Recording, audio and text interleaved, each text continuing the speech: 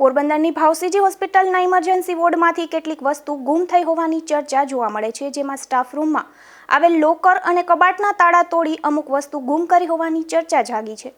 જો કે આ ઘટના અંગે હોસ્પિટલના આરએમઓ દ્વારા આવી કોઈ ઘટના બની જ ન હોવાનું જણાવાયું હતું। પોરબંદરની ભાવસીજી સરકારી હોસ્પિટલમાં આવેલ ઇમરજન્સી વોર્ડ આવેલો છે અને આ વોર્ડની અંદર સ્ટાફ રૂમ આવેલ છે, જેમાં સ્ટાફના લોકર તેમજ વોર્ડની વસ્તુ માટેના કબાટો છે। ત્યારે શનિ કે રવિવારે આ સ્ટાફ રૂમમાં આવેલ લોકર અને કબાટના તાળા તોડી અમુક વસ્તુઓ ગુમ થઈ હોવાની વોર્ડના સ્ટાફ દ્વારા આરએમઓને ફરિયાદ મળી હતી। જે અંગે સ્ટાફ દ્વારા આ કબાટ અને લોકરમાંથી વસ્તુ કાઢી અન્ય જગ્યાએ મૂકી દેવામાં આવી હોવાનું આરએમઓ દ્વારા જણાવવામાં આવ્યું હતું। ડૉક્ટર વિપુલ મોટા, ભાવસીજી હોસ્પિટલ, GMERS પોરબંદર।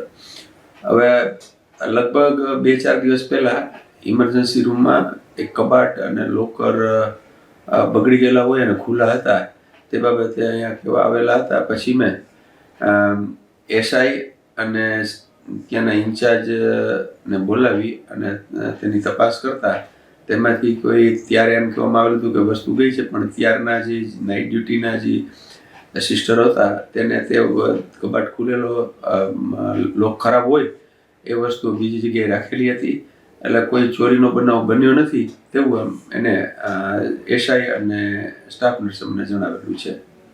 હોસ્પિટલના વોર્ડના સ્ટાફ રૂમમાં આવેલ કબાટ અને લોકરમાંથી વસ્તુ ગુમ થવાની ઘટનાને લઈ હોસ્પિટલમાં પણ ભારે ચર્ચાઓ જાગી હતી।